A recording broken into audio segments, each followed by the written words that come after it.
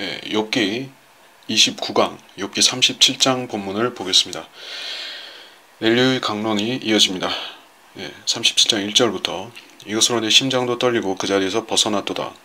그분의 굉장한 음성과 그분의 입에서 나오는 소리를 주의해서 들으라. 그분은 온 하늘 아래에 그 음성을 내보내시며 그분의 번개를 땅끝까지 보내시는도다. 그 후에 음성이 울려 퍼져나가니 그분이 자신이 탁월하심을 드러내는 음성으로 천둥을 치시는 것이라. 그분의 음성이 들리면 그것들을 멈추게 하지 않으시리라. 하나님께서는 그의 음성으로 놀랍게 천둥 소리를 내시며 우리가 알아차릴 수 없는 큰 일들을 행하시는도다. 이 구절을 1절에서 4절의 이 5절의 이 구절을 우리가 예언적으로 이해하는 것이 매우 중요한 것은 하나님께서는 욥기를 도덕적, 윤리적, 교훈적인 말씀으로만 주신 것이 아니라 우리에게 미래에 있을, 즉 우리와 직접적으로 관련이 있는 휴거, 그리고 물론 이것은 이중 예표이기도 하기 때문에 환난 성도의 휴거이기도 합니다만은 우리도 같은 그림을 보고 있는 것입니다. 그래서 이 킹제임스 성경을 통해서 우리가 공부하는 진리들 중에서 우리의 가장 피부에 와닿고 직접적으로 우리가 소망을 삼을 수 있는 구절 중에 하나가 바로 휴거에 대한 말씀들이죠. 그래서 그 메시지에 주목해서 우리가 살펴보도록 하겠습니다. 37장 1절에 내 심장도 떨리고 벗어났도다. 이것은 단순히 심장이 떨린다, 그 간담이 서늘하다 이런 식의 표현, 관용적인 표현 이상의 말씀인 것입니다. 우리가 부활의 몸을 갖게 될 때 하늘에 있는 천사들과 같이 된다라고 주님께서 말씀하셨고, 우리 성도들은 주님 자신의 모습으로 주님을 만나게 될 것입니다. 여기서 분명히 말씀하고 있죠. 심장이 떨리고, 심장이라는 기관은 우리의 온몸에 피를 공급하는, 피와 산소를 공급하는 기관이 바로 심장인 것입니다. 아담이 타락한 이후로 인간은 한 피로 이어진 인간은 모두 아담의 죄를 유전받아서 죄와 사망 아래 있게 되었습니다. 그리고 그 죄가 이어지는 통로는 바로 인간의 피였던 것입니다. 그래서 성경에는 피가 생명이라는 말씀이 있고, 또 피를 그 피 흘리는 그 죄를 지은 사람은 자신의 피를 흘려야 된다고 말씀하셨는데, 그것은 생명은 생명으로, 눈은 눈으로, 이는 이로 갚아야 되는 것과 마찬가지로 생명은 생명으로 갚는다는 말씀인 것입니다. 그래서 어쨌든 이 피라는 것은 인간의 생명을 존속시키는 유효한 수단과 마찬가지로 이것은 죄를 유전시키고 사망을 가져오기도 하는 것입니다. 그래서 부활한 몸에는 더 이상 피가 흐르지 않는 것이에요. 이것을 부활에 대해서 성경을 찾아보고 공부하지 않는, 믿는다고 하지만 부활을 믿지도 않고 소망하지도 않는 그런 제도 크리스천들에 있어서는 난해한, 마치 비유와 같이 들릴 것입니다. 그러나 우리가 성경을 통해서 볼 때 분명히 피는 죄와 관련이 있고, 부활한 성도의 몸에는 거룩한 예수 그리스도의 형상, 즉 그의 살과 그의 뼈, 살과 뼈, 누가복음 24장 39절에 있듯이 이런 말씀이 있죠. 나의 손과 나의 발을 보라. 바로 나니라. 나를 만져보라. 영은 살과 뼈가 없지만 너희가 보는 바와 같이 나는 있느니라. 살과 뼈가 있는 몸입니다. 그리고 또 다른 구절에 보면 에베소서 5장 30절에 이는 우리가 그의 몸과 그의 살과 그의 뼈의 지체임이라. 그의 몸이라고 할 때, 예수 그리스도의 몸이라고 할 때 그것을 그의 살과 그의 뼈의 지체 이렇게 표현했습니다. 우리가 거룩하게 된, 또 영화된, 거룩하게 된, 그리고 천사의 몸과 같이 변모된 예수 그리스도의 그 육체에는 살과 뼈가 있는 것이지 피는 없는 것입니다. 그래서 심장은 실질적으로 필요가 없는 것이에요. 그래서 주님의 심장은 그 십자가에서 녹았죠. 녹았고 결국에 로마 병사가 죽으신 이미 죽음을 맞으신 예수 그리스도의 옆구리를 찔렀을 때 그 옆구리를 통해서 들어간 창이 심장을 찔러서 꿰뚫었던 것입니다.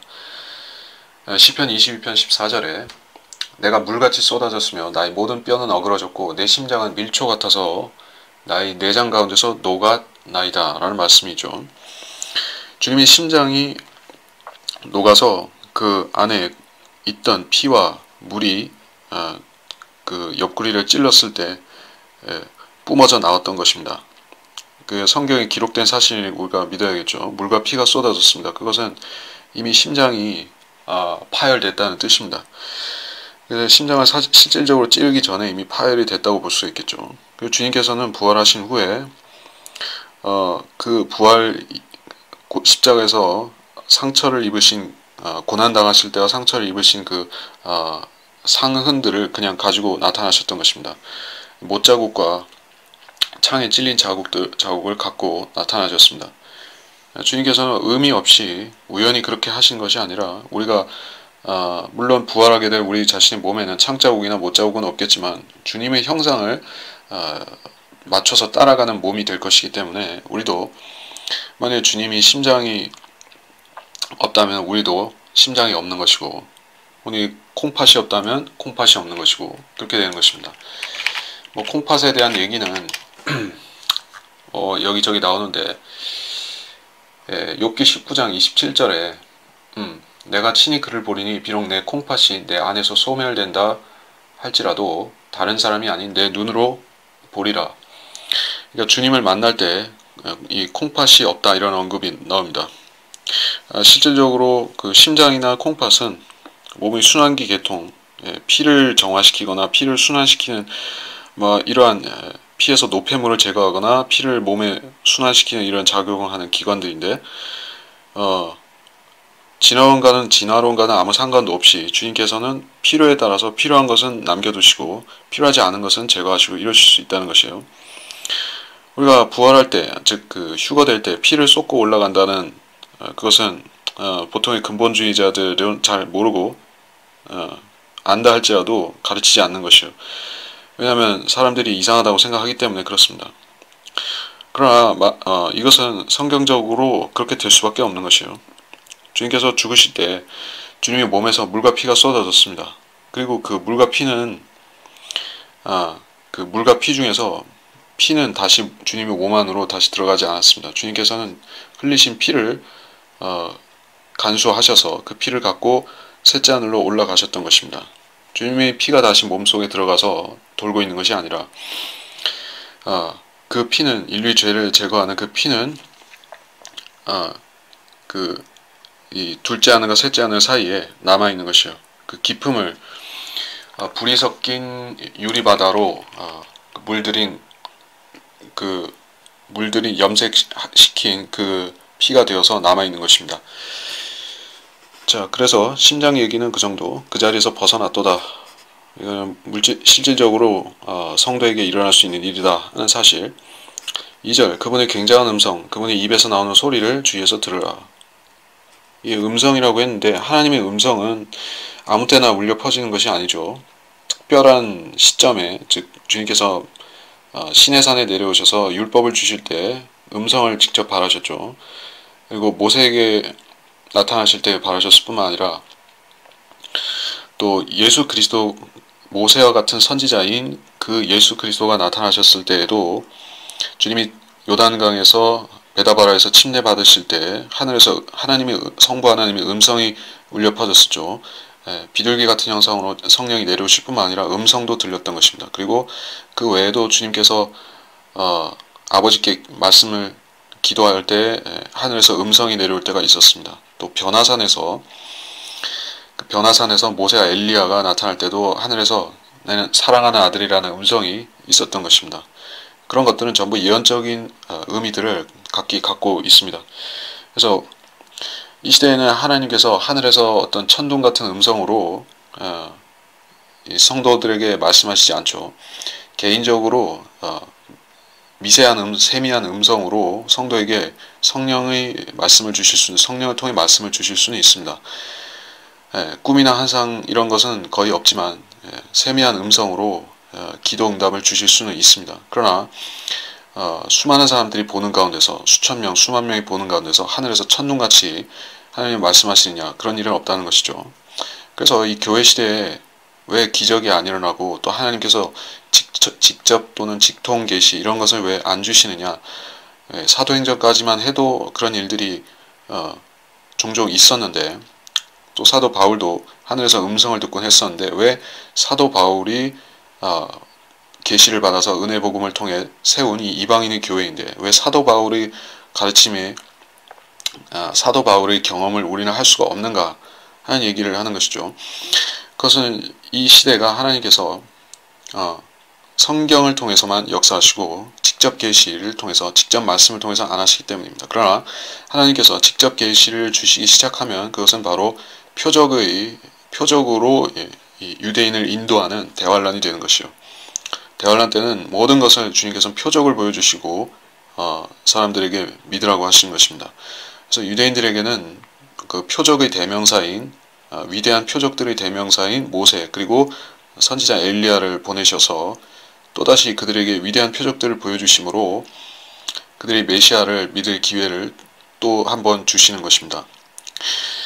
자, 그래서 하나님의 음성이 울려 퍼지는 것은 이 시대가 아니라는 것을 제가 확인한 것이고, 그것은 대환란 때가 될 것입니다. 그리고 대환란의 시작을 알리는, 그 개막을 알리는 것이 바로 교회의 휴거죠. 그 교회의 휴거 자체는 물론 크리스찬들에 대한 표적은 아닙니다. 우리는 그 표적을 보고 믿으려고 폼을 잡고 기다리는 사람이 아니죠. 우리는 그 일이 나타남과 동시에, 그 사건이 일어남과 동시에 우리는 셋째 하늘로 끌려 올라가고 그때부터 대환란이 시작되고 표적의 시대가 열리는 것이요. 어쨌든 하나님의 음성이 땅에서 사람들이 하나님의 음성을 듣는다는 것은 분명히 표적입니다. 그분의 번개를 땅끝까지 보내신도다. 이 번개가 나왔는데, 이 번개라는 것은 좋은 뜻이 있고 또 나쁜 뜻도 있습니다. 하나님께서는 천둥 소리 같이 말씀하시고 또 번개 같이 나타나시는 경우가 있습니다. 이것에 대해서, 번개에 대해서 좀 더 알아보자면은 여러 구절이 있겠지만은 대표적인 구절만 놓고 보겠습니다. 그 주님께서 변화산에서 변화되신 용모가 번개와 같다는 언급이 있습니다. 마태복음 28장 3절에 보면 그의 용모는 번개와 같고 그의 옷은 눈처럼 희더라. 또 마태복음 24장 27절에 보면 마치 번개가 동편에서 치면 서편에까지 비치는 것 같이 인자의 오는 것도 그러하리라. 인자가 나타나는 것, 즉 환난 중에 주님께서 유대인들에게 나타나실 때 번개처럼 나타나신다, 이런 말씀이 있고, 주님이 그러한 용모를 번개와 같다라고 다시 또 28장에서 묘사를 한 것이죠. 또 누가복음에 보면 17장 24절에 아까 마태복음과 같은 문맥이지만 이런 언급이 있죠. 마치 번개가 하늘 이편에서 번쩍여 하늘 저편까지 비치는 것 같이 인자도 자기의 날에 그렇게 되리라. 번개가 하늘에서 번개는 항상 천둥 소리보다 빠르죠. 그래서 주님께서 나타나시는 그 광경은 번개가 먼저 번쩍 치고 그 다음에 조금 있다가 소리가 들리는 것 같이 그렇게 나타나신다는 것입니다.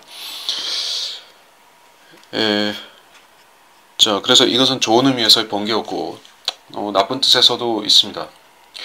그것이 바로 누가복음 10장 18절인데 주께서 그들에게 말씀하시기를 사탄이 하늘에서 번개처럼 떨어지는 것을 내가 보았노라, 이 말씀이죠.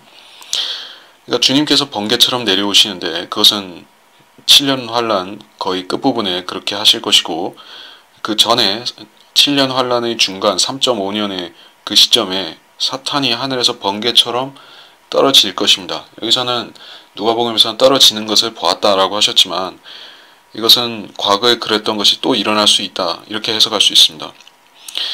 그러니까 미래에 일어날 것으로 해석하는 것이 더 바람직한 것이, 왜냐하면 요한계시록 12장에 보면 사탄이 확실히 하늘에서 땅으로 떨어지는 그 케이스가 거기에 분명히 나오기 때문에 그렇습니다.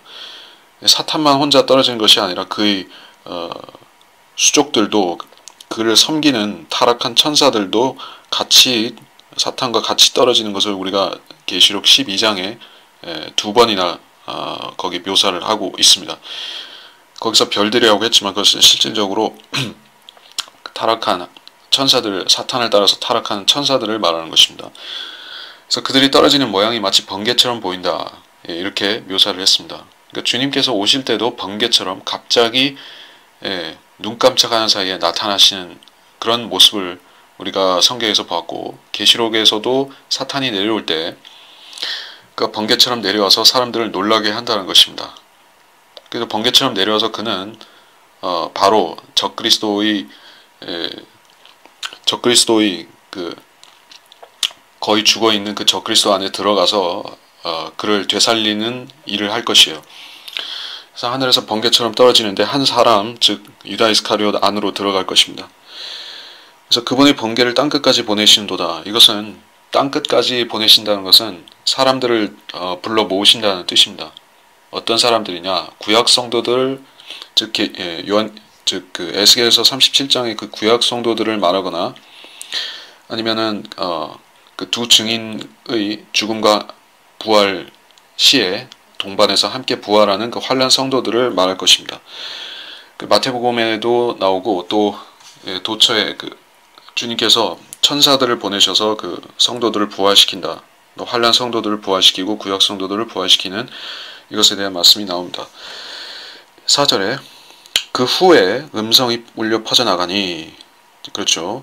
번개와 실질적으로 똑같다는 얘기입니다. 하나님의 음성은 좀 더 나중에 들리고 먼저 주님의 모습이 비치는 것이요. 그러니까 이건 비단 환난 후 휴거에만 해당되는 말씀은 아닌 것입니다.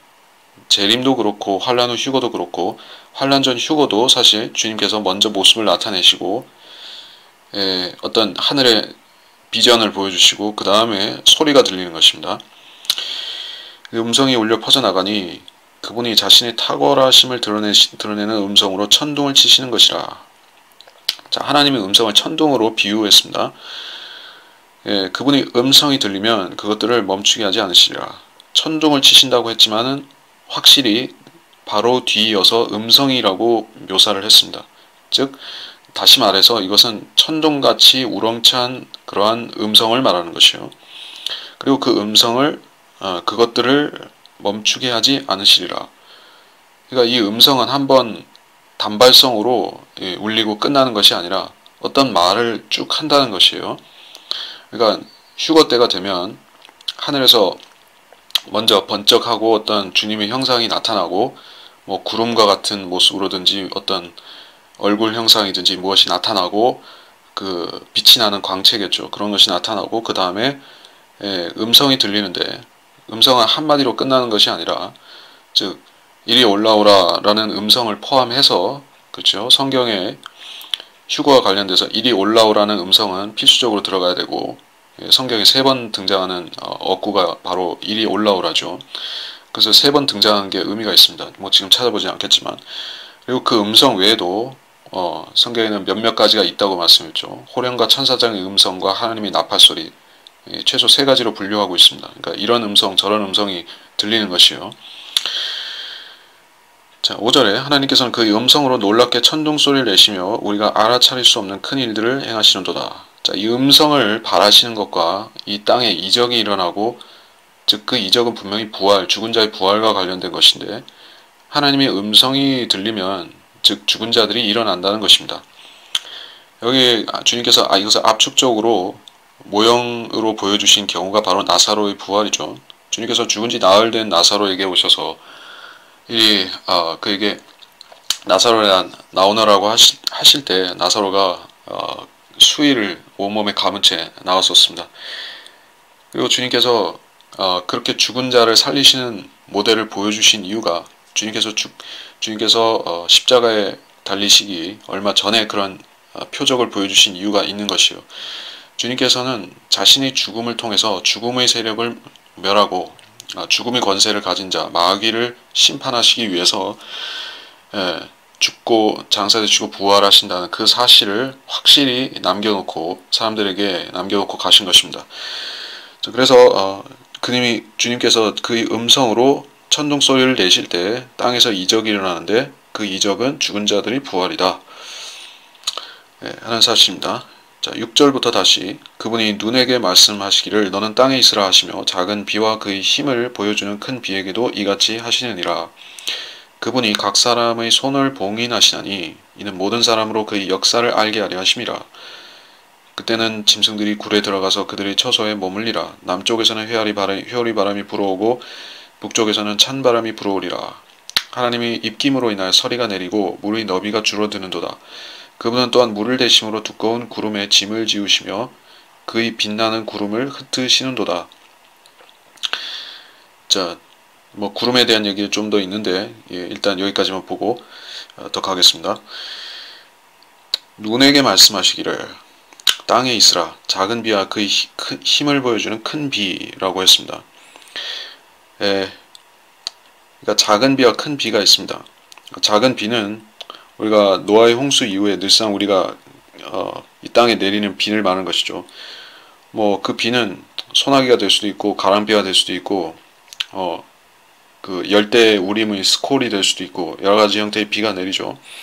그러나 공통점은 이 온 땅을 잠기게 하는 엄청난 홍수가 이 우주적으로 한 번 그리고 지구적으로 한 번 있었는데 그런 비는 아직까지 없었죠. 그러나 대환란 때가 되면 그런 홍수의 비는 아니라 할지라도 하늘에서 물 대신에 이상한 것들이 떨어지고 뭐 피와 불이 섞인 우박이 떨어진다든지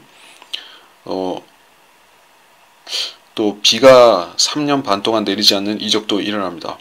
그래서 주님께서 날씨를 주관하시는 기상을 주관하신 분이 하나님이라는 사실을 크리스찬들은 알고 믿지만은 지금 세상 사람들은 그런 것을 믿지 않습니다. 그래서 그들은 무역풍에 대해서 얘기를 하고 제트기류에 대해서 얘기를 하고 또 지구 자기장에서 얘기를 하고 가뭄과 홍수가 어떤 기전으로 일어나는가에 대해서 여러 가지 말들을 하지만 실은 그들은 하나님께서 그 모든 것들을 날씨를 주관하시는 기상의 주님이라는 사실을 인정하지 않는 것이요. 그러나 하나님께서는 크리스찬들은 기본적으로 아는 이 사실을 이 세상 모든 사람들에게 현실 교육을 시켜주기 위해서 또한 대환란을 예비하고 계신 것이에요. 대환란 때가 되면 사람들은 특히 도시에 살아서 하나님의 역사와 자연의 섭리를 잘 섭리하시는 하나님의 역사를 모르고 살았던 그런 무식한 사람들은 무지한 사람들이 주로 도시에 사는 사람들이죠. 저도 물론 뭐 농부로서 해본 적이 없지만은 농사를 짓는 사람들은 기본적으로 하나님께 의존하고 1차적으로 의존하고 사는 사람들인데 도시에 사는 사람들은 그런 것을 배우지를 못하죠. 그러나 하나님께서는 결국 대환란 때 모든 사람들에게 하나님을 두려워해야 되는 이유를 제대로 가르쳐 주시는 것입니다. 그때 대환란 때 영원한 복음이 전파되는데 천사가 그것을 전파하고 다닙니다. 하나님을 두려워하고 하나님께 창조주께 영광을 돌리라는 메시지를 전파합니다. 지금 같으면은 천사가 아니라 예수님이 직접 와서 그런 말씀을 선포해도 사람들이 안 믿을 것이에요. 왜냐하면 지금은 모두들 어떤 곳은 가뭄이 들어서 못 살기도, 뭐 아프리카에서는 못 먹고 못 살기도 하지만 많은 나라에서는 걱정 안 하기 때문에 하늘에서 나타나서 하나님을 두려워하고 날씨와 이 자연현상을 주관하신 주님을 두려워라고 해도 안 두려워할 것입니다. 그러나 대환란 때가 되면 하나님께서 땅과 하늘을 또 바다까지도 온갖 재앙으로 치시기 때문에 사람들이 현실로 다가온 그것을 인정 안 할 수가 없는 것입니다. 결국에 그때 대환란 때 남은 선택은 그 창조주이시며 무서운 권능을 가지신 하나님을 두려워하고 그분께 복종하든지 아니면은 여전히 거부하고 그분을 모독하다가 비난하다가 스스로 멸망하는 것, 두 가지 선택만이 남게 되는 것입니다. 6절 눈에게 말하기를 땅에 있으라. 작은 비와 큰 비에게도 이같이 하시느니라. 눈은 우박까지도 같이 포함해서 말할 수가 있습니다. 7절 그분이 각 사람의 손을 봉인하신다. 손을 봉인하신다. 봉인이라는 것은 결국 이거 지문을 말하는 것입니다. 어떤 사람도 이 지구상에 70억이 넘는 사람들이 살지만 그들 가운데서 일치하는 지문을 가진 사람은 단 한 명도 없습니다. 이것은 과학으로 설명하기 불가능한 일인 것입니다.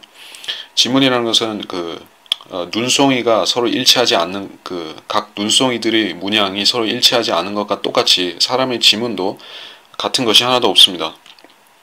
그래서 지문이 하나님께서 이것을 봉인이라고 표시한 것은, 말씀하신 것은 이 지문 자체가 하나의 실이 되기 때문이에요. 이것을 보안을 유지하는 실이 될 수가 있는 것이요.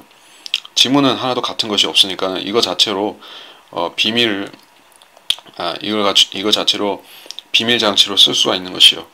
하나님이 그런 의도로 만들었다는 것입니다. 그리고 사람들은 이 지문에다 더 큰 의미를 부여해서 이것으로 각자의 운명을 점치고 지문을 가지고 미래의 일이 어떻게 될 것인가 예상을 하는데, 하나님께서 설령 그런 것을 넣어 놓으셨다 할지라도 사람이 그걸 다 알 수가 없습니다. 알 수 있다면은 하나님께서 봉인했다고 안 하셨겠죠. 하나님께서만 알고 계시는 것을 암호화해서 사람에게 넣어 놓으신 것이요. 우리에게 필요한 것은 지문을 해석해서 자기 운명을 깨닫는 것이 아니라 손금이나 지문이나 이런 것들을 해석해서 자기 운명을 점치는 것이 아닙니다. 하나님께서는 모든 사람에게 두 가지 길 중 하나를 선택하라고 하신 것이죠. 지문이나 혹은 손금에서는 사람의 운명이 오래 살고 적게 살고 부자로 살고 가난하게 살고 이런 것을 얘기하지만은, 하나님께서는 영원한 생명, 영원히 사는 것이냐 아니면 지옥에서 불못에서 영원히 불타는 것이냐, 둘 중 하나의 심각한 질문을 제기하고 계신 것이에요. 그래서 손금이나 지문과는 비교가 안 되는 엄청난 두 가지 선택이 인간 앞에 있는 것입니다. 그래서 인간이 자기 사주나 손금을 본다는 것은 헛된 일인 것이요. 가장 중요한 것을 놓치고 세상에서 좀 더 물질을 누리고 이런 것을 생각하기 때문에 무식한 것입니다. 자, 모든 사람으로 그 역사를 알게 하려 하심이라. 지문이 이런 신비를 가졌음에도 사람들이 모르고 하나님은 우연히 세상을 만들었다, 아니 하나님이 아니라 우연이라는 것이 세상을 창조했다라고 말할 정도로 무식한 것이에요. 8절, 그때는 짐승들이 굴에 들어가 그들이 처소에 머물리라. 남쪽에서는 회오리 바람이 불어오고 북쪽에서는 찬바람이다. 그러니까 8절에서 짐승들이 굴에 들어가고 처소에 머문다 하는 것은 물론 산짐승, 들짐승 이런 짐승을 말할 수도 있지만은, 여기서는 짐승으로 상징되는 인간들도 있는 것이죠. 굴에 들어간다. 주인께서 두 마리의 짐승을 구렁으로 던지시겠죠. 그게 계시록 19장에 적그리스도라는 짐승이 있고 또 거짓 선지자라는 또 하나의 두 번째 짐승이 한 세트로 묶여서 구렁으로 떨어집니다. 불타는 구렁으로 떨어지죠. 그래서 그들은 자기들의 처소에 머물게 될 것입니다. 유다 이스카리옷은 원래 멸망의 아들이었고 끝없이 깊은 구렁에 거하던 자였는데, 그 천사였는데 거기로 돌아가는 것이요. 그들이 처소에 머물게 된 것입니다. 적그리스도와 거짓 선지자가 멸망하는 것을 그렇게 상징적으로 말했다고도 볼 수가 있겠습니다. 9절에 남쪽에서 회오리 바람이 불어오고 북쪽에선 찬바람이 불어온다. 바람은 늘상 있는 것이니까는 일상적인 해석으로 자연현상에 대한 묘사라고 넘길 수도 있겠지만은 이것도 예언적인 의미가 있을 것입니다. 회오리 바람이라는 것은 주님께서 악인들을 치시는 재림 때의 회오리 바람을 의미하는 경우, 또는 성도들을 휴거시킬 때 어떤 바람이 불게 한다, 이런 묘사가 또 있는 것입니다.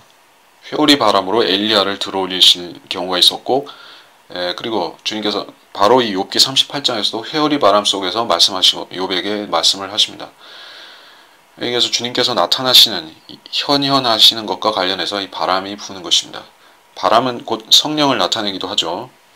요한복음 3장에서 바람이 부는 것 같이 성령께서는 바람과 같이 역사하신다는 말씀이 있고, 특별히 회오리 바람이라는 것은 악인의 멸망과 관련해서 쓰이는 표현인 것입니다. 남쪽에 있는 회오리 바람이라는 것은 역시 주님께서 남쪽에서 시내산에서 에돔과 페트라를 거쳐서 올라오시는 그 심판의 장면에서 관련된 말인 것입니다.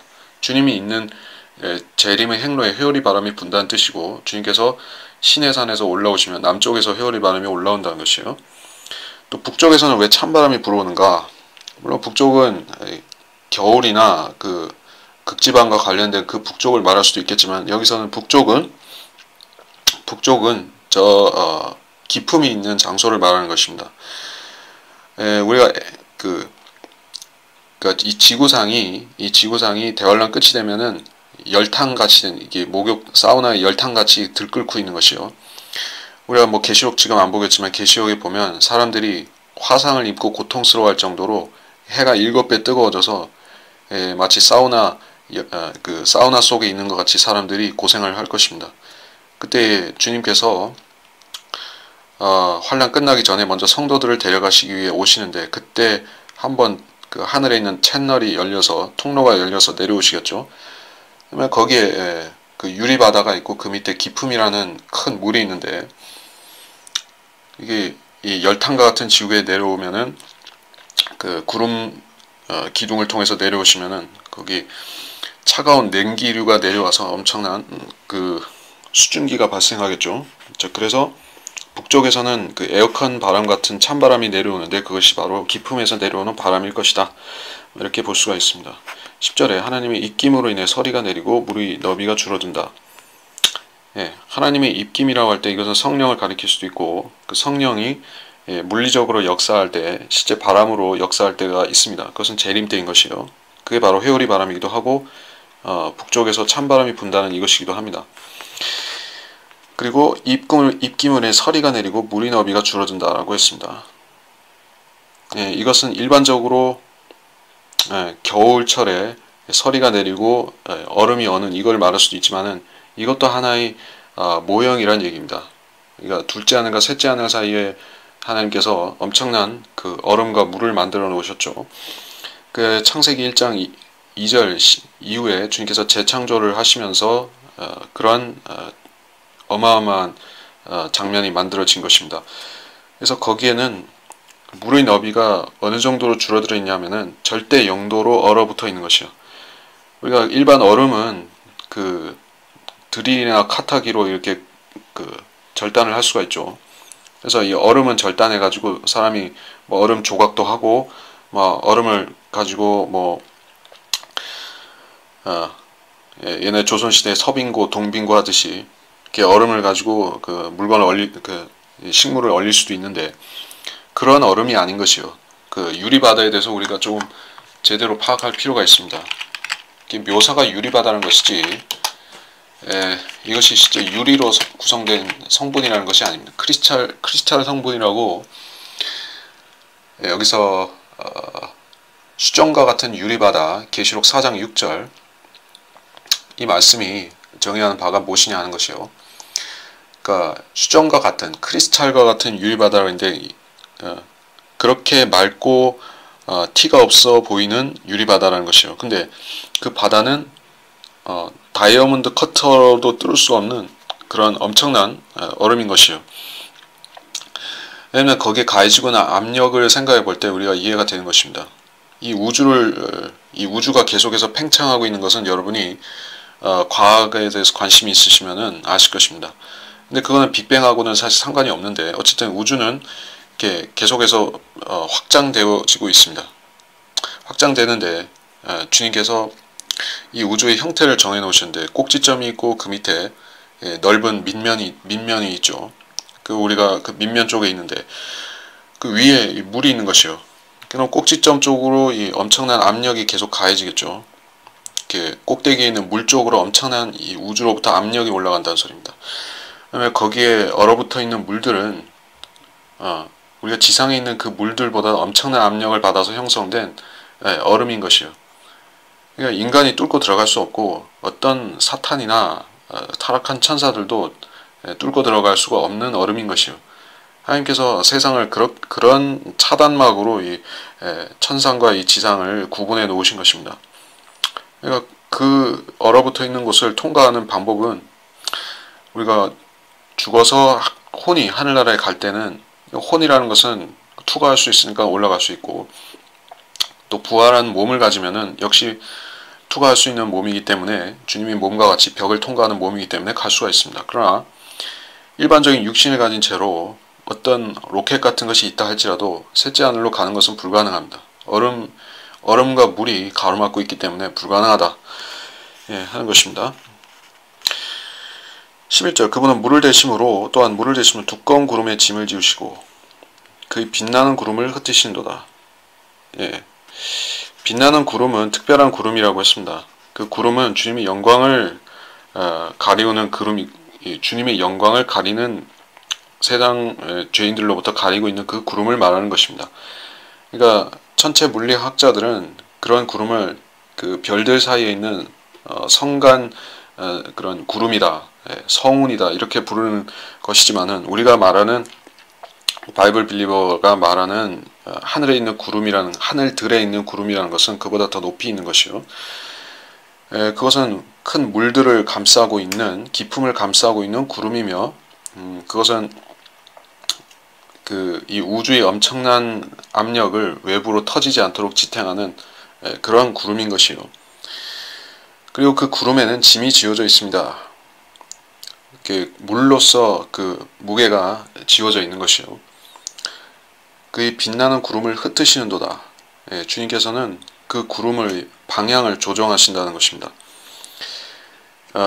왜냐하면 이 구름은 주님께서 쓰실 때가 있어서 이 셋째 하늘, 둘째 하늘 사이에 두신 것은 의미가 있어서 두셨기 때문인 것입니다. 언젠가는 주님께서 그 구름을 사용해서 이 지상에서 어떤 역사를 하셔야 되는 것이요. 휴거를 시킨다든지 심판하실 때 그 구름과 함께 오신다든지 뭔가 하시기 위해서 거기에 구름을 두신 것입니다.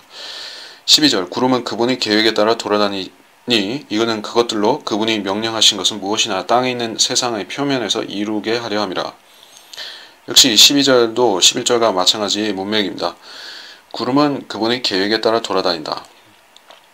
자, 이 땅에 있는 것들은 하늘에 있는 것들이 무조건 다 모형입니다. 땅에 구름이 지면 가까이 구름이 돌아다니는 것도 결국에 하나님께서 어떤 백성에게는 그 비를 내리시고 어떤 백성에게는 가뭄과 심판을 내리시라고 계획을 갖고 하시듯이 하늘에 있는 그 천상의 구름도 마찬가지로 주님의 뜻에 따라서 조정하신다는 것이에요. 땅에 있는 세상의 표면에서 이루게 하려 하십니다. 자, 구름은 주님의 재림과 이 땅의 표면에서 이루실 심판과 관련이 있는 것입니다. 13절 그분이 구름을 오게 하시는 것은 바로잡음이나 그의 땅이나 자비를 위해서니라. 세 가지 목적, 바로잡음, 또 그의 땅이나 또 자비를 위해서라고 하셨습니다. 구름을 오게 한다라고 하셨어요. 그것은 주님께서 재림하실 때 타고 오시는 그 구름을 말하는 것이요. 여러분이 그 장마철이 되면 볼 수 있는 그런 구름을 말하는 것이 아닙니다. 그것은 단지 모형일 뿐이고 실제적으로 주님이 타고 오시는 구름은 따로 있다는 것입니다. 뭐 그런 구절을 잠깐만 보면 계시록이 아니라 마태복음 24장 30절 그 후에 하늘에 있는 인자의 표적이 나타나리니 땅의 모든 지파들이 통곡할 것이며 그들은 인자가 권세와 큰 영광으로 하늘의 구름을 타고 오는 것을 보리라. 하늘의 구름을 타고 오는 것을 본다. 그리고 여기서 끝나는 것이 아니라 31절에는 주께서 큰 나팔 소리와 함께 천사들을 보내시리니 그들이 하늘 이편 끝에서 저편 끝까지 사방에서 그의 택하신 사람들을 함께 모을 것이라. 어떠한 성도들, 즉 구약 성도들과 환란 성도들을 말할 텐데 그들을 휴거시키는 환란 후 휴거의 사건과 주께서 구름을 타고 오시는 것이 관련이 있다라는 말씀인 것이에요. 이런 구름이 바로 이 욥기 37장에 말씀하는 것과 동일한 대상인 것입니다. 바로잡음은 주님께서 의와 화평의 통치자가 되기 위해서 즉 적그리스도를 심판하고 유엔을 심판하고 이 땅에 주님의 천년왕국을 세우시는 그 바로잡음을 위해서 오신다. 또 그의 땅은 주님께서 가나안 땅 혹은 팔레스타인 땅을 주님께서 그 모세와 아브라함과 모세의 백성에게 주신 그 땅을 돌려주기 위해서 오시는 것, 이걸 말하고 자비라는 것은 또 주님께서 세상 모든 거민들에게 이스라엘에게 뿐만 아니라 이 세상 모든 민족들의 남은 자들에게도 그 양에 속한 자들 말하는 것이죠. 염소가 아닌 양에 속한 그 자들에게 자비를 베풀고 그들을 이 땅에서 복을 주시기 위해서 오시는 것입니다. 결국 세 가지 의미 다 재림과 천년왕국과 유관한 의미라는 것을 볼 수가 있습니다. 14절 욥이여 이것에 경청하고 가만히 서서 하나님이 경이로운 일들을 숙고하라. 하나님께서 언제 구름들을 배치하셨고 그의 구름의 빛을 빛나게 하셨는지 당신은 아느뇨. 당신은 구름의 균형 잡힘과 지식의 완전하신 그분의 경이로운 일들을 아느뇨. 그분이 남풍으로 땅을 조용하게 하실 때 어떻게 당신의 옷이 따뜻해졌느뇨. 당신이 그분과 함께 단단하고 부어 만든 거울 같은 하늘을 폈느뇨. 우리가 그분께 말할 바를 가르치라. 이는 우리가 어두움으로 인하여 우리 말을 낼 수 없음이라. 내가 말하는 것이 그에게 고해질 수 있겠느뇨?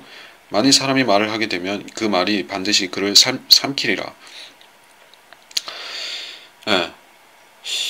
이 21절까지 여기까지 보겠습니다. 구름이 오게 하는 것은 그렇고 14절 욥이여 이것에 경청하고 하나님이 경이로운 일들을 숙고하라. 하나님이 경이로운 일들 출애굽기 14장 13절을 보겠습니다. 출애굽기 14장 13절 모세가 백성들에게 말하기를 너희는 두려워 말고 가만히 서서 주께서 오늘 너희에게 보여주실 주의 구원을 보라. 너희가 오늘 본 이집트인을 다시는 영원히 보지 못하리라. 말씀이 나오고 사무엘상 9장 27절을 또 보겠습니다. 사무엘상 9장 27절 성읍 끝에 이르자 사무엘이 사울에게 말하기를 그 종으로 우리보다 앞서가게 하라. 그러자 그가 앞서가더라.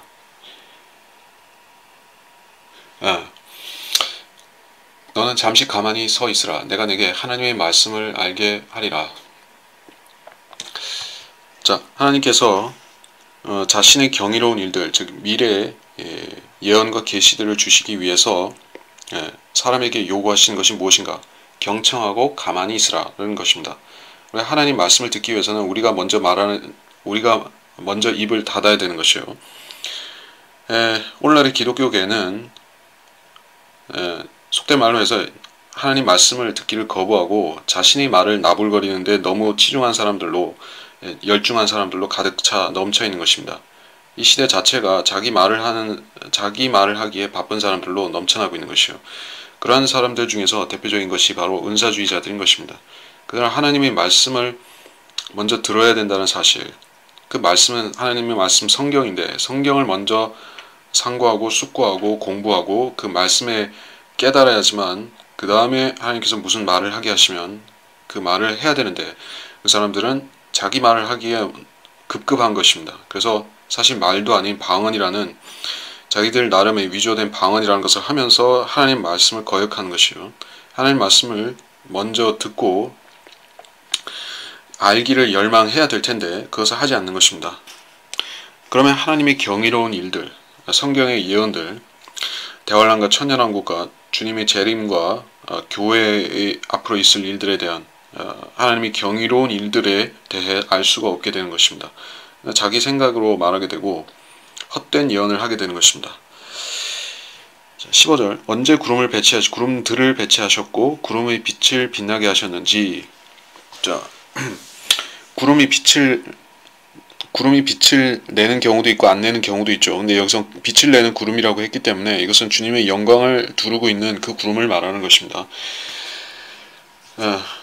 하나님께서 주의 천사로 나타나실 때도 그렇고 인자로서 내려오실 때도 그렇고 항상 구름이 동반됩니다.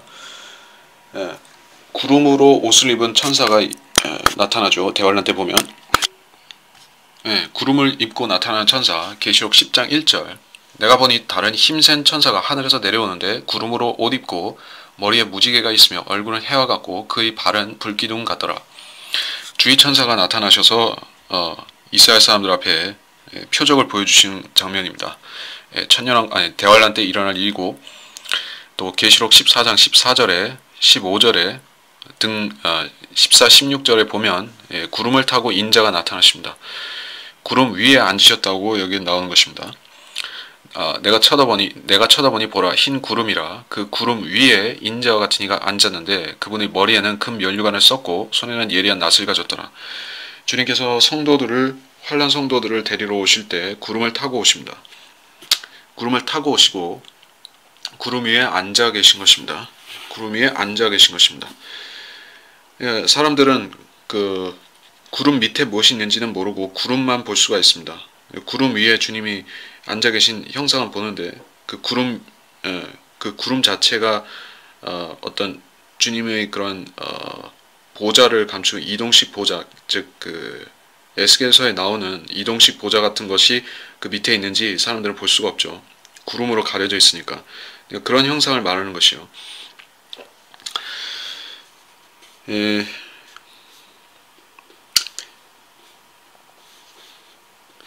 자, 구름의 균형 잡힘과 지식이 완전하신 경이로운 일들 아니요.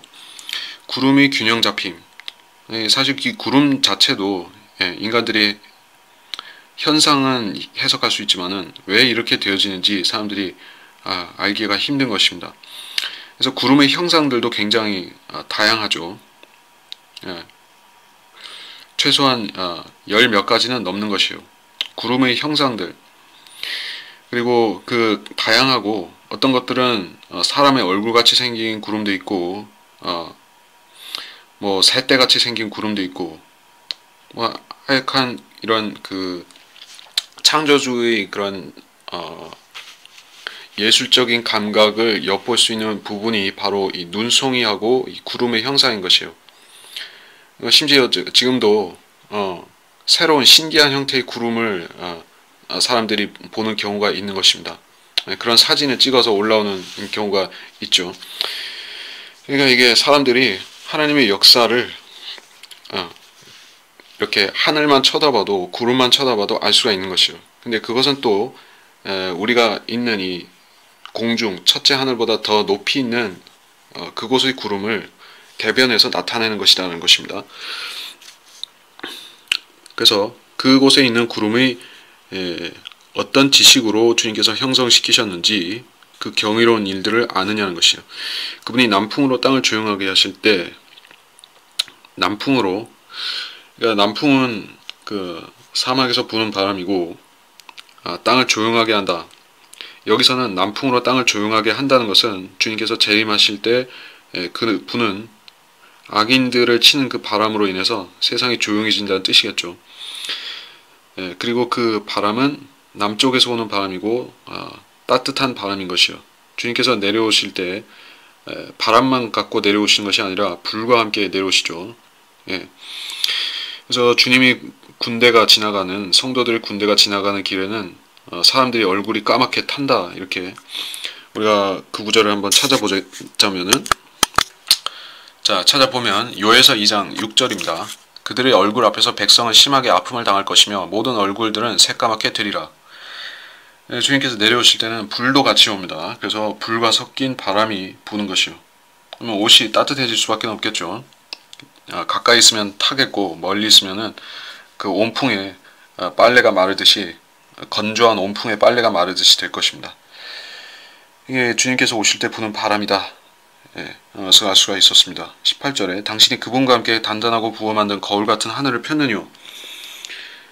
하늘인데 보통 하늘이 아니라 그 어떤 고체의 형태로 묘사된 하늘인 것입니다. 원래 하늘이라는 것은 공간을 말합니다. 공간을 말하지만은 여기서는 firmament라고 하는 이 하늘은 주님께서 이 하늘의 경계까지를 포함해서 하신 말씀이기 때문에 인간들이 생각하는 그 스케일의 하늘과 다른 것이요. 하나님께서는 하늘의 경계까지 말씀하신 것입니다. 그 경계가 무엇으로 되어 있냐 하면은 단단하고 부어 만든 거울 같은 형상으로 경계가 지어져 있다는 것이요. 자, 이건 참 미스테리한 일인 것이죠. 과학자들은 우주의 경계에 대해서 어떤 가설들을 내놓지만 성경에 이 말씀이 나온다는 것은 생각 안 하는 것입니다. 물론 크리스찬들 자신조차도 성경에 과학적인 진리가 나온다는, 이런 과학적인, 거의 초과학적인 진리가 나온다는 사실을 무시하고 단지 성경에서 몇몇 가지 힌트만 얻어서 과학에 끼워 맞추려고 하는 그런 졸렬한 행태를 보입니다. 창조과학자들 가운데 그런 졸렬한 짓을 하는 사람들이 바로 욥기에서 공룡을 찾으려고 하는 그런 무식한 사람들이 있죠. 그 사람들이 과학자라고 말하는 것은 수치스러운 일인 것이요. 성경을 왜 공룡 교과서로 만드냐 하는 것입니다. 성경은 우주의 스케일을 묘사하고 있는 책인 것이에요. 공룡 몇 마리가 돌아다니는 책이 아니라 이 성경은 우주의 스케일을 경계까지 묘사하는 엄청난 책인 것입니다. 우주가 어떻게 생겼고 그 치수가 어떻게 되는지, 그 길이와 깊이와 너비와 높이가 어떻게 되는지 에베소서에 이런 것까지 묻는 책이 성경인 것입니다. 예, 이것을 모르고 성경을 졸렬하게 해석하기 때문에 사람들이 진언자들이 비웃음을 사는 것이에요. 물론 그 사람들도 무식한 것이지만은 서로 무식한 짓을 하는 것입니다. 자, 그래서 단단하고 부어 만든 거울 같은 하늘이다. 이 하늘은 태양계에 있는 것도 아니고 은하계에 있는 것도 아니고 그것도 더 높이 있는 것이요. 기품이 이것과 관련이 있습니다. 단단하고 부어 만든 것 같다. 부어 만들었다는 것은 주물의 형태와 같이 단단한 고체라는 것이요. 노쇠같이 단단하다는 것입니다. 그리고 또 반사하는 성질을 가졌겠죠. 네. 그것이 바로 얼어붙어 있는 유리 같은 얼음을 말하는 것이요. 절대 온도로 얼어있다라고 우리는 그것을 정의합니다. 그래서 우리가 북쪽으로 올라가게 되면 만나게 되는 경계인 것이요.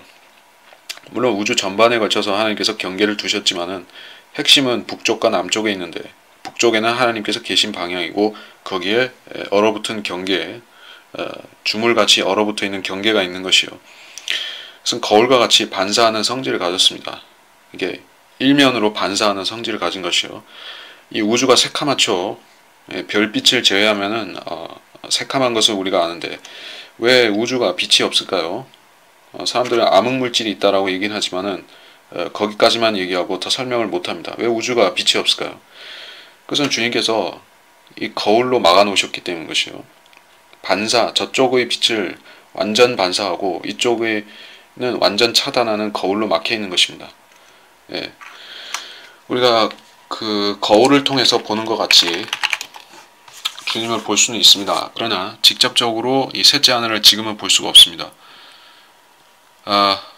유리를 통해서 본다. 그럼 한번 보겠습니다. 유리를 통해서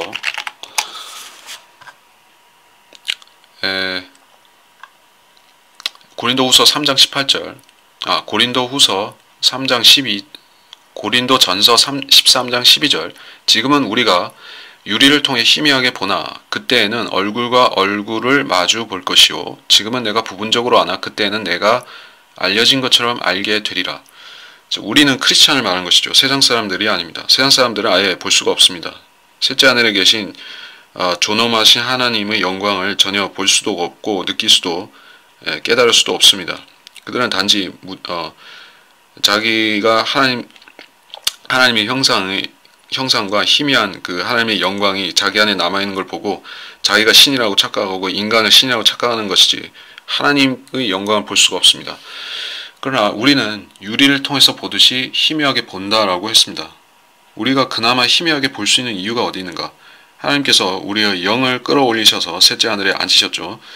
또 성령께서 우리 몸 안에 그 하나님과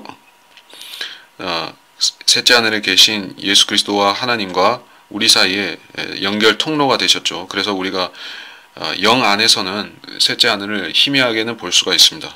우리 육신이 가서 실제 보는 것만큼 확실하게 볼 수는 없지만 희미하게 본다는 얘기입니다. 그 얘기가 바로 이 유리바다와 관련이 있다. 그 유리바다라는 것은 얼마나 강력한 것인가. 우리 성도들조차도 셋째 하늘을 밝게 보는 것이 아니라 희미하게 볼 정도로 차단을 시키는 것입니다. 하나님께서 이 셋째 하늘과 둘째 하늘 사이를 그렇게 철저하게 막아놓지 않으셨으면 이 세상 전체가 즉 하나님의 보좌와 그 주변까지도 다 죄악 세상이 되었겠죠. 하나님께서는 순수한 부분을 남겨놓으셨고 그 순수한 부분에서 새 예루살렘을 내려보내신 것을 우리가 계시록 20장에서 보게 되는 것입니다. 그 새 예루살렘이 내려올 때 새 하늘과 새 땅이 창조되죠. 결국에 온 세상이 지금 무죄 세상인 셋째 하늘과 똑같이 되는 것이요. 그때는 자 그렇습니다. 19절 우리가 그분께 말할 바를 가르치라. 이는 우리가 어둠을 인하여 우리 말을 낼 수 없음이라. 우리가 그분께 말할 바를 가르치라. 욥은 이런 사실들을 충분히 깨달을 수 있는 사람이었습니다. 왜냐하면 그는 의인이었고 하나님과 가장 가까이 있는 사람이었고 이런 문제가 생기지 않았다면 욥이 이런 일들을 깨달을 수 없는 사람이냐. 욥은 엘리후 이상으로 이것을 잘 알 수 있는 사람인 것이요. 그러나 자기 의가 그와 하나님 사이를 가로막아서 더 고차원적인 진리를 깨달을 수 없게 한 것이에요. 우리가 어두움이라네 우리 말을 낼 수 없습니다. 그러니까 우리는 스스로 빛을 내는 존재가 아니라는 얘기를 하는 것입니다. 성도들은 스스로 빛을 내는 것이 아니라 세상의 빛이신 주님, 또 빛이신 주님을 받아서 우리가 그 빛을 반사하는 달과 같은 존재가 신약 교회요, 또 성도들인 것입니다. 그래서 우리는 우리 자신에서 빛을 내려고 하면 빛이 아니라 어둠이 나오는 것입니다. 우리 속에 있는 죄악들이 나와서 오히려 세상을 더 어지럽게 만드는 것이요. 그러니까 우리 말을 낼 수 없습니다. 그러니까 우리가 스스로 빛을 내는 것이 아닌 것과 마찬가지로 우리는 하나님의 말씀을 통해서 세상에 빛을 주는 것이지 우리 말로 세상을 빛나게 하는 것이 아닙니다. 20절 내가 말하는 것이 그에게 고해질 수 있겠느냐 사람이 말을 하게 되면 그 말이 그를 삼키리라. 그러니까 하나님께 지식에 있어서 지혜에 있어서 또 하나님의 섭리에 있어서 자신이 더 하나님보다 뛰어나다고 하나님께 도전할 수 있겠느냐, 하나님께 도전장을 내밀 수 있겠느냐, 그 말이 그를 삼키리라, 그를 위선자로 고발한다는 뜻이죠. 그래서 하나님과 1대1 타이틀 매치를 붙게 되면 모든 사람은 시작도 하기 전에 백기를 들 수밖에 없는데 욥의 경우가 그랬었던 것을 우리가 이제 38장에서 이하에서 보게 되는 것입니다. 우리도 욥이 버티는 것만큼도 우리는 버틸 수가 없는 것이요. 우리는 하나님께서 천마디를 떼어놓으시기 시자마자 우리는 항복을 선언할 수밖에 없는 것입니다.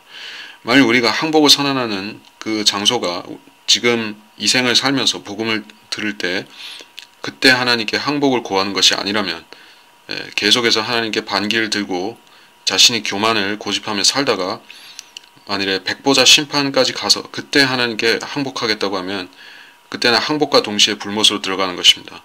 하나님께서는 지금 직접 음성을 바라지 않으시고 복음을 통해서 우리에게 말씀하실 때 예수 그리스도의 복음을 통해서 우리에게 자상하게 말씀하실 때 우리가 들으라는 것이요.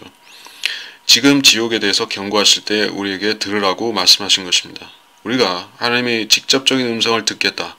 하나님께서 직접 나에게 해명하실 때까지 나는 안 믿겠다라고 하면 결국에 하나님께서는 해명하실 것이고 또 우리에게도 해명을 요구하실 것입니다.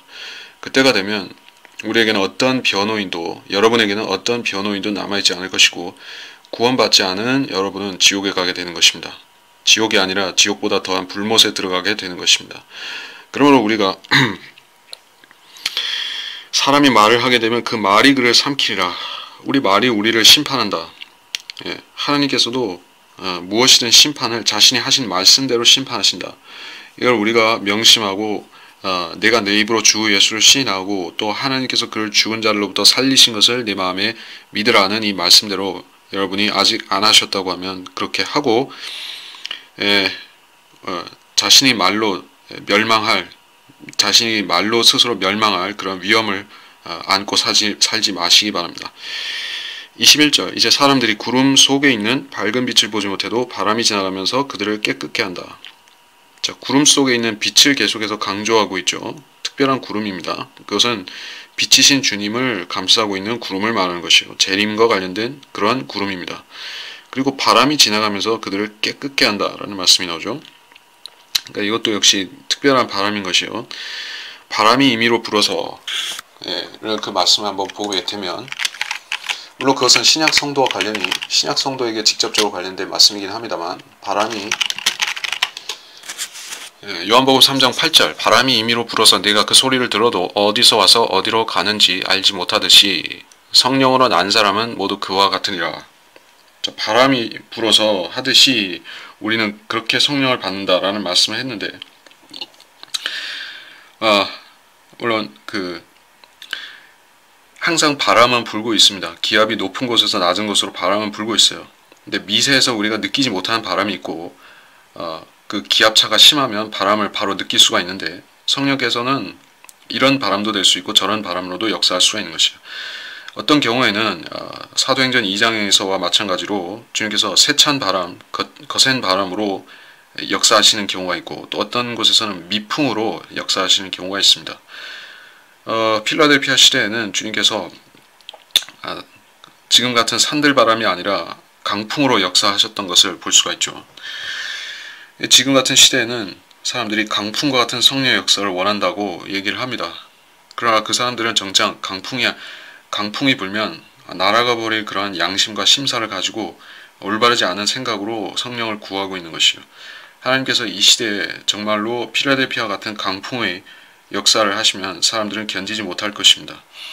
그들은 너무나 많은 불순물들을 갖고 하나님 앞에 나와서 성령의 바람을 요구하는 것이요. 성령께서는 깨끗게 하시는 바람인 것입니다. 바람은 그들을 깨끗게 한다라고 했습니다. 물론 온전히 깨끗게 만드는 것은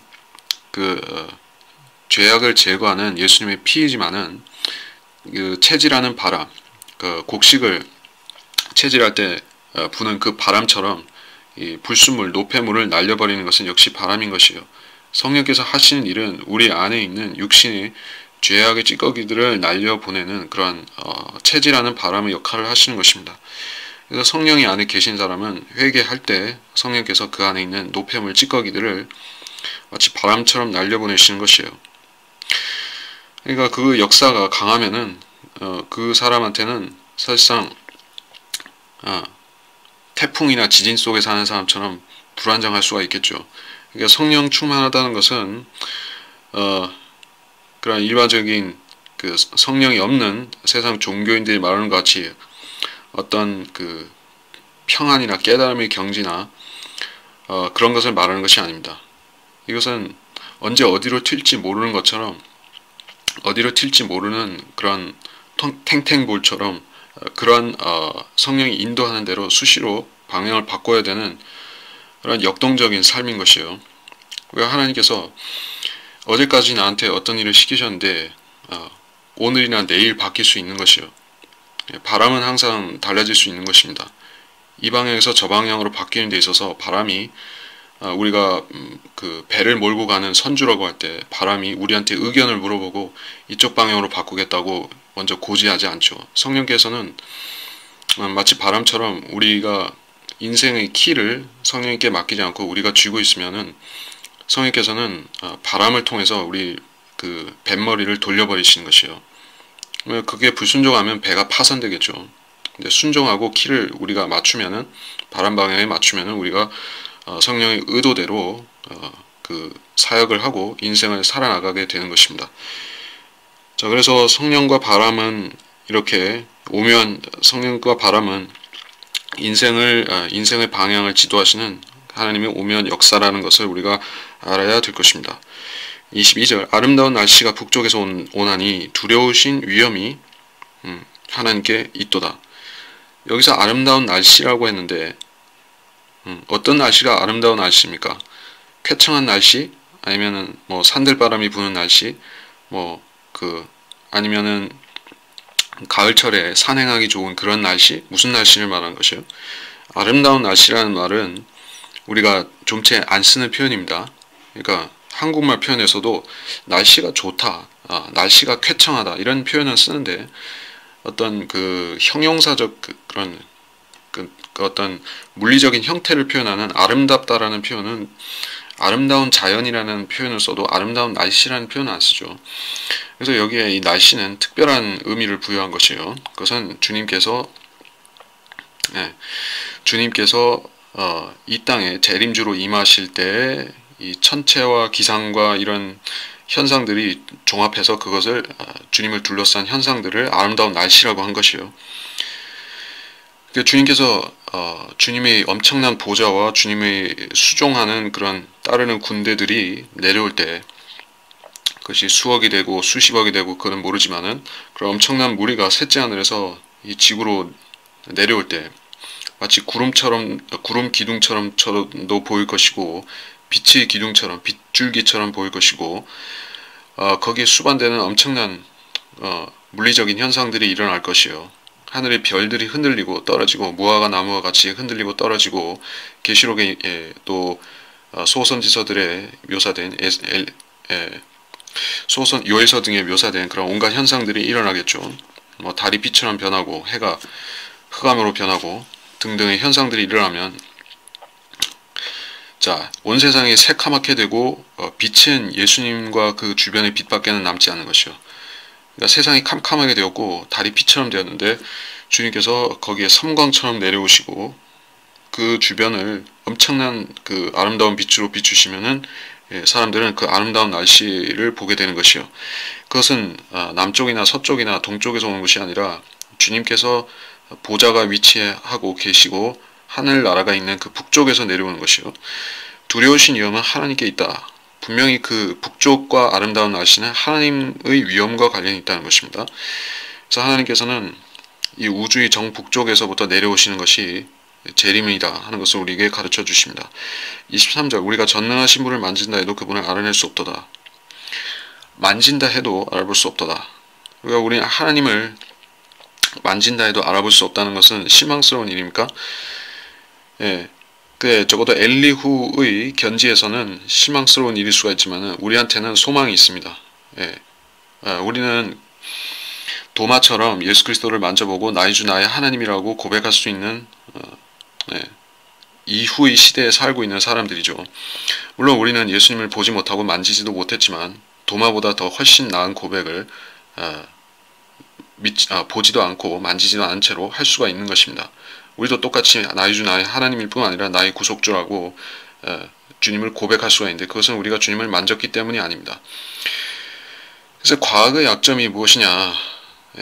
과학의 약점은 보고 듣고 만지고 이런 오감을 동원해서 파악한 대상을 관찰 가능한 대상을 연구하고 정의하는 것이 바로 과학의 영역인 것이에요. 그래서 보지도 못한 것을 정의한다고 하면 그건 철학의 영역으로 넘어가는 것입니다. 근데 사실 철학도 하나님을 규정할 수는 없는 것이에요. 그분께서는 세상 지혜로 태어나신 것이 아니라 세상에서 철학에서 과학에서 어리석다고 하는 방법으로 즉 그 동정녀의 몸속에 성령께서 남자의 씨가 아닌 성령의 씨가 잉태하셔서 오셨기 때문에 사람들이 지혜로는 이해할 수 없고 그 이해 영역과는 초월되어 있는 것입니다. 그래서 우리는 그분을 만진다 해도 알아낼 수가 없다. 여기서 물론 그분을 만진다는 것은 분명히 성부 하나님 자체를 만지는 것을 말하겠죠. 성부 하나님께서는 불멸하는 혼의 형태로 계시기 때문에 우리가 예수님은 우리가 만질 수 있고 악수할 수 있고 이런 분이지만은 하나님과는 안 되죠. 그런데 그분은 권세와 공의와 정의에 있어서 탁월하시니 그분께서는 예수 그리스도와 똑같이 우리의 구속주일 뿐더러 위대하신 하나님인 것입니다. 그래서 정의와 공의에 있어서 탁월하시니 그는 괴롭히지 아니하시리라. 그가 괴롭히지 아니하시리라. 괴롭히지 않는다는 것은 주님의 재림, 피조물들을 다시 자상하게 돌봐주시고 회복시키는 그 재림과 관련이 있습니다. 24절 그러므로 사람들은 그분을 두려워하는도다. 그분은 마음이 현명하다 하는 어떤 자도 존중하지 아니하신도다. 마음이 현명하다. 스스로 현명하다고 말하는 것이요. 이것은 바리새인 같은 교만을 말하는 것입니다. 많은 사람들이 스스로 현명하다고 말하기 때문에 내가 학교에서 어떤 것을 공부했기 때문에 그 부분에 대해서 내가 전문가라고 말하는 것이요. 심지어 성경도 사람들은 전문가와 비전문가를 나누는 것입니다. 그것은 성령의 지시를 따라서 성령의 인도하심을 따라서 말씀을 올바로 나누어 공부함으로 그 안에 있는 세밀한 진리들을 공부해서 깨달았다는 뜻이 아니라 자기가 어떤 외국어를 공부해서 그런 히브리어나 아람어나 헬라어 등을 공부해서 자기가 다른 사람보다 지식에 있어서 앞선다라고 주장하는 것입니다. 그래서 성경을 더 깨달았기 때문에 다른 사람들을 가르치는 성경 교사의 자격이 자기한테 있다고 말하는 것이요. 근데 하나님께서는 마음이 현명하다고 하는 스스로 자부한 사람을 존중하시는 것이 아니라 하나님 말씀을 어린아이 같은 자세와 태도로 받아들이고 믿는 사람들, 즉 성경대로 믿고 하나님의 말씀을 올바로 나누어서 공부하는 그러한 신실한 성도들을 존중하시는 것이요. 또 그들에게 하나님의 계획들을 보여주시기를 기뻐하시는 것입니다. 그리고 그 사람들이 하나님을 두려워하는 것이 증거가 바로 그들에게 보여주시는 향상된 지식에서 반영되어 나타나는 것입니다. 하나님께서는 사랑하는 종들에게, 사랑하는 자들에게, 성도들에게만 자신의 계획을 말씀 안에 있는 하나님의 계획들을 계시해 주시는 것이요. 그러나 하나님께서는 교만한 자들, 스스로 스스로 낫다고 하는 자들, 다른 사람보다 공부를 많이 했다고 하는 사람들을 존중해서 그 사람들에게 성경을 깨닫게 하시는 것이 절대 아니다 하는 것입니다. 그래서 이것은 시도해보면 다 아는 것인데, 사람들은 시도해볼 용기도 없는 것입니다. 하나님의 바른 말씀이 있고, 바른 말씀이 한글 킹 제임스 성경이 있고, 이 성경을 통해서 하나님께서 어떤 귀한 선물을, 은사들을 사람들에게 나눠주시는지 보라고 하면 사람들은 애초에 기대를 하지 않는 것이요. 그런 것은 아예 없다고 생각하는 것입니다. 하나님 말씀보다 더 나은 것이 세상 지혜가 더 많기 때문에, 하나님 말씀을 보충하는 것이 더 많기 때문에 예언자도 많고 선지자도 많고 방언한 자들도 많고 사이비 종들도 많기 때문에 그런 사람들한테 가서 묻겠다는 자세인 것이요. 그러면 하나님의 말씀에서 나오는 계시를 받을 수가 없는 것입니다. 바른 하나님의 말씀으로부터 진리의 지식을 얻을 수가 없게 됩니다. 그러면 하나님께서 그를 멸시하시고 그를 무지 가운데 버려두신 것을 믿는 사람들은 아는 것이요. 그래서 이번 37장은 여기서 마치고 다음 시간부터 다시 38장부터 보겠습니다.